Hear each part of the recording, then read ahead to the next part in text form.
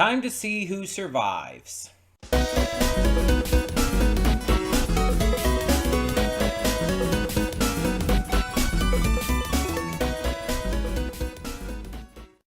Hey everyone, welcome to Princess of Gay. I'm your host Connie, and today we are here with my blind reaction to episodes 10 through 12 of Scavengers Reign. Yeah, we have 3 episodes for you today, and there's a couple reasons for that. One, it just feels right to get these final 3 done here. Partially because the timing works out with other stuff I want to get to and everything, and I'll mention that in the afterthoughts and everything. But number 2, it also works out in terms of the timing with everything else, like changing up on our schedule. We've gotten a bunch of other shows ending this week, a bunch of like things switching over to a different show. So I just felt like, let's just get to these last 3 episodes, finish it out, and like, let's have a really fresh schedule for next week. Like really refreshing things, getting things new. I think that's just a good idea. So it's now a matter of seeing who survives and if this does end on a cliffhanger or if it has a satisfying ending, considering we're not getting any more. I'm hoping we at least have some satisfaction to the end. But who will survive? I definitely think Ozzy is still the most safe out of all of them. Probably Ursula too. I don't think Sam's gonna make it. I don't think Chris is gonna make it. As for Barry can go either way. I could see Barry dying. I could see Barry surviving. I'm just not sure. Hollow, I think, will be defeated and killed. Because Hollow at this point is kind of the main villain of the season, right? And no matter where they were planning to go for the future before it was canceled, it's like, I doubt Hollow is surviving. I think that it just feels right that Hollow is defeated for the end of this season. But again, I don't know if they're going to actually escape or not. I don't actually know if this was canceled before or after this season finished. Because if it was canceled before, they might have been able to like close it out in a satisfying way at least. If it was canceled after, then it could end on a cliffhanger. I don't know. It's hard to say without any of the context and knowledge. But because we have 3 episodes to get to here, it might just be a good idea to get into this, not waste any more time, and just kind of hope for the best. See what happens, and close this series out. So let's do so. Let's see what we've got for these final 3 episodes, and hope for some kind of conclusiveness. So let's get this going. Hold up just a sec. Before you click that link down in the description below to get to today's video, I want to remind you of all the awesome content we have both on this channel and the Princess of Gaming channel. Let's check it out.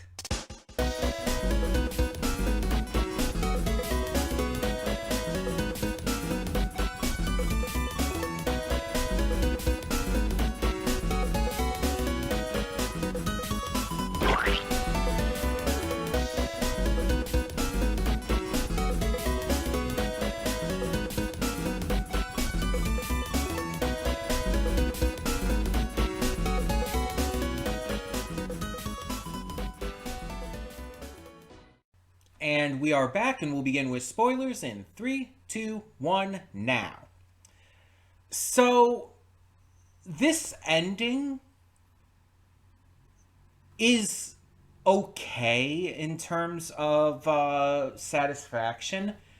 I don't know if I would put this on the level of Hunter x Hunter's ending, the anime specifically.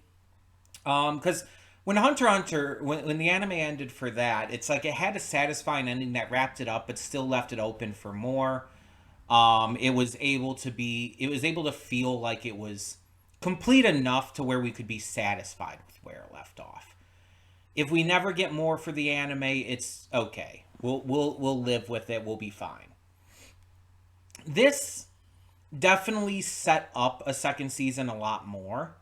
with the survivors now like living in the Demeter, in and around it, and thriving, the baby Levi's, this weird cult ship with Chris getting off the planet and surviving, and of course the defeat of Hollow. There's so many aspects to this that we're setting up for the future. And there's a lot that's just not going to be tackled because this was canceled by Max and then Netflix didn't renew it after they got the rights.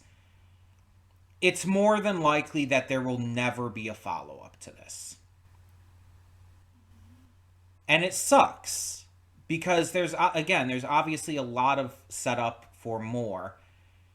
And if this didn't have that last part with Chris being found and everything, I feel like it would have been a little bit better because that last part with Chris was obviously teasing the second season.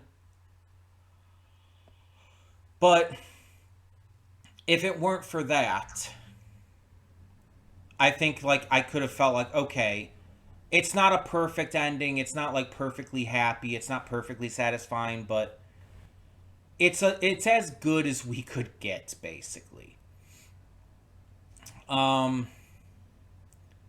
Levi being brought back by the planet and its life, and then kind of like showcasing this circle of life vision to Hollow was pretty interesting.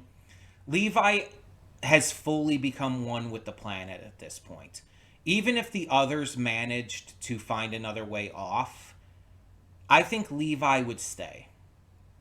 Levi is part of this planet's ecosystem, part of the fauna and the flora. It's like they are like one with this planet at this point.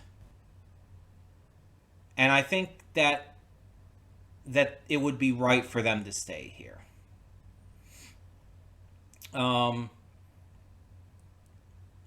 So I think the idea for what was going to be the second season would have been that Chris, having been picked up by this cult ship, they would have like seen what was going on with this like little Levi baby, and probably gone to the planet, brought like Chris back to lead them there and to explore and probably even like decimate it for their own purposes, harvest it of its resources and everything. And they would have had to come like face to face and like have to be dealt with by our surviving crew. That's kind of the vibe I get from the setup there. And obviously we'd get to know like more survivors who came from the pods, and there would be like by the end of the second season there would obviously be some characters who would die, some characters who would survive, etc., etc. It's really, it's an interesting like set of events here because these final 3 episodes, if we're being completely honest, were basically a 3-parter. So I'm actually glad that I got to all 3 of these together, because I feel like it would have been weird if I had cut this at any point. Like if I just did episode 10 and then went to 11 and 12 next week, I would have felt weird about that based on how episode 10 ended. It just, and how episode 11 began. It's like these feel like more of a consistent singular story than just the serialized series as a whole. Like these 3 episodes felt like they were a 3-parter, and so I'm really glad that it worked out that way. Ursula's goodbye to Sam and his death was like such a fucking beautiful scene. Like the visuals and the colors aside, it's like Sam's making peace with his death, his goodbye with Ursula, the way he even like rips the parasite out and just sits there in peace and satisfaction. It's like, it's just a really good way for him to have gone. Rather than being taken over by the parasite or killed by something else, he got to go out fully as himself still. Before anything could really corrupt him further, before he could do anything he regretted, he got to really remain Sam in the end. And I think it's the best ending he could have had there. Ozzy reuniting with Mia was like super sweet and cute, and I'm really glad that they get to be together. Even though we didn't see, like, I don't think we saw Mia at all in the like kind of epilogue scene. We saw Ozzy sitting on top of the ship and everything, but I don't think we saw Mia unless like she was like shown like with them harvesting stuff or whatever. Cayman is there. I guess he's kind of just he wasn't speaking or anything. He seemed like very apathetic, but he seemed to be helping. He seemed to be cooperating well enough. We don't know how long it's been, but I don't think he's hostile, and I don't think he's going to be a problem at this point. Though something could have changed in season 2. But he kind of seems like he's just kind of grown apathetic rather than being, just a terrible person. And he's kind of just made his way to just being compliant. We saw Levi was still at the farm and like growing the baby Levi's, and I guess it's because of their connection to the planet and everything that was possible. It's like it kind of confuses me a bit still, but it's neat. The final battle with Hollow was really cool. I really liked that, and there was a lot of tension here, like with the system being destroyed with the critical failure by Hollow to fuck up with the release pods and everything, the cryopods. Like, obviously, again, Ursula did the best she could, and like she absolutely deserved to be praised by Ozzy for that, for doing everything she could. Ozzy, though, would have had a different reaction if Mia had died. Like, Ozzy would have been a lot more distraught. She probably still would have, like, encouraged Ursula, but she would have been a lot more distraught. And been very upset and probably have screamed and thrown a little bit of a fit. She probably would have, and that'd be fair. That's understandable, because she loves Mia. Like, that's basically her girlfriend. I don't know if they ever made it official. They didn't have a lot of time, but it's like there's just so much, but also so little that happened in this finale. Chris's betrayals, like, were not unexpected at all, though the lengths she went to and everything were kind of wild. Barry's struggles with what to do, like, Barry's been like that, so it's not a surprise. I'm glad he made the right decision in the end, though. It's like everything worked out as best as it possibly could, pretty much. And I'm really happy that, so many characters survived. Ozzy was the only one I was really sure would. Ursula, I feel like, could have gone either way. Sam was absolutely going to die. Cayman, I thought, was going to die. In fact, I actually kind of figured he'd probably do some kind of self-sacrifice thing to stop Hollow in the end. But no. He survived. I mean, he seems like practically a shell of a person now, but I'm surprised and maybe a little disappointed. I was also surprised that Chris did get off the planet. I was really expecting something to stop her. Even when we saw the ship leaving the Demeter, and like Ozzy was like obviously horrified by that, I was expecting, like, weirdly enough, something to like stop the ship. Like maybe Hollow like used its telekinetic powers to pull it back down or to blow it up or something. I was expecting something like that. But no, she just got away. I'm a little disappointed with that she didn't face as many repercussions as we could have hoped. Because, like, again, she was one of the antagonists. And unlike Hollow, you can't even blame it on her, like, learning this from someone else, necessarily. Because we don't have any context for that.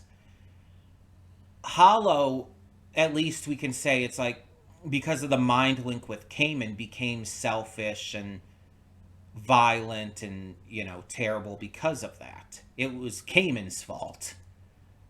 But Chris, it's like, we have no reason to believe that it's anything other than just her.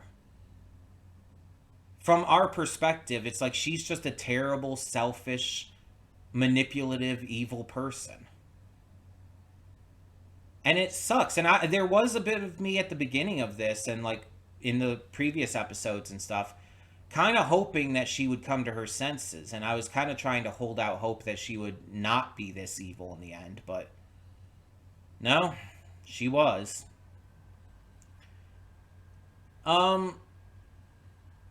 It just sucks that there's not more of this, and there's more than likely never going to be more of this. It would be cool if they somehow, like, got some kind of partnership to work out with some streaming service to at least make a movie, to just have the follow-up so that we can, close out something after the cliffhangers and all in here, in this finale. But yeah, I don't think we're going to get it at this point.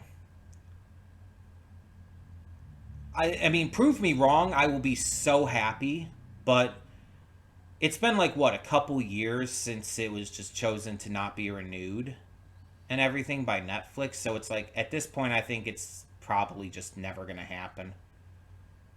And it's wild that this was canceled in the first place, because it was so popular, it was so well received. But you know how these streamers are. If you don't succeed to their very specific standards, you're a failure. It doesn't matter how well the show is received. It doesn't even matter how well it's, like, viewed. It has to be viewed in a very specific manner, in a very specific amount of time, to a very specific degree. Netflix is especially egregious with this, but these other streamers do the same thing. And it's stupid. Because it's basically just spitting in the face of all these people who worked so hard to make these kinds of shows and movies and stuff. And it's treating them like garbage. Like expendable garbage. It's like so many super popular and well-received shows are canceled way before their time. I mean, people are still reeling over the likes of Infinity Train, Glitch Techs, Dead End Paranormal Park, Inside Job, I think the one show was called, and so many more. Final Space, I think, was canceled too. So many shows that people loved and adored and were extremely well received, were well watched, but just weren't watched enough and in the time that these streamers like Netflix wanted. And that's one of the biggest problems with the binge model. And I promise I'm not going to rant for super long over this again. I've done this so many times in so many videos. I'm not going to have a full, huge rant about it. But that is the problem with the binge model. It creates this stupid expectation that if it doesn't receive a certain amount of views within like a week's time, it's a failure. And that's just not how things work. That's not realistic or reasonable. And even if it does, it's like the show's going to be forgotten within a couple weeks. People are going to move on to something else because they binged the entire thing in less than a week. And it's not going to have any staying power. So when a season 2 does come out, it's going to probably have less viewers than the first. People aren't going to be as into it. It's not going to receive the same amount of attention. And there's some exceptions, of course. There's the likes of Stranger Things, which years between seasons hasn't heard it. Even though people bitch and moan about the long waits, it's like each season still does exceptionally well, but that's an anomaly. That's an exception. Stranger Things is just that memorable to people. And that, like, it has so much staying power despite the years between. But that, again, that's an exception. That's not how most things are going to be. So many shows have been like fucked over by Netflix licensing and airing them. A lot of anime. And again, this was Max originally. But like I assume the reason that Netflix didn't like renew this for a second season after it got the rights to it was because it didn't do the numbers that they wanted in that very specific short amount of time. They released the entire thing at once, and it's like, oh, a lot of people already saw it on Max. And those that didn't, it's like probably just didn't watch it in that extremely short period of time, and it just wasn't enough for them. But it just sucks, you know, because there's so much potential for a season 2 here. Or again, at least a movie. It's just gonna like lie in that vault of unfinished shows that have been canceled because of terrible streaming practices. And the problem is nothing's going to change because these streamers don't have a reason to change. This model has worked for them. Because they can just keep pumping out shows because more people are willing to make them and like get them on their streamers to like get that attention, get that like brand recognition and the overall like viewership. It's like people are going to keep doing it, like despite all like the terrible treatment. Amazon Prime is probably one of the best streamers right now in terms of like how it handles its contracts and its work with these other these creators. It's probably doing the best amongst most of these, and it seems to give like some of the most creative freedom too. But it's like even then it's not perfect. So unfortunately this is the end. And again, there's a good amount of it that's satisfying, but there's certain parts that are obviously just huge setups for the future. It's not as bad as the likes of Dead End Paranormal Park or Glitch Text that like left off with so many things unexplained and so many setups for the future that will never be tackled. It like those really ended badly because of being canceled. And it sucks because they're such phenomenal shows. But it's not quite, I think, on the level of Hunter x Hunter, which had probably the most satisfying ending. And again, I know Hunter x Hunter wasn't canceled because of like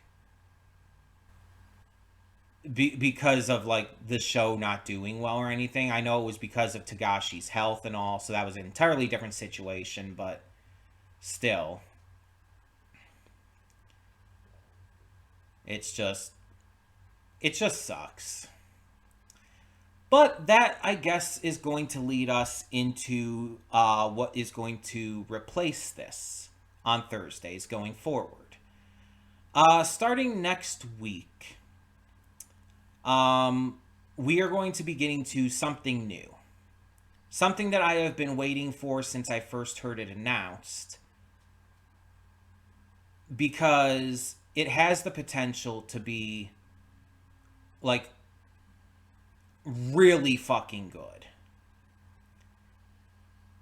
Because if it lives up to Keiichi Arui's other work, it's going to be one of the best comedy anime out there.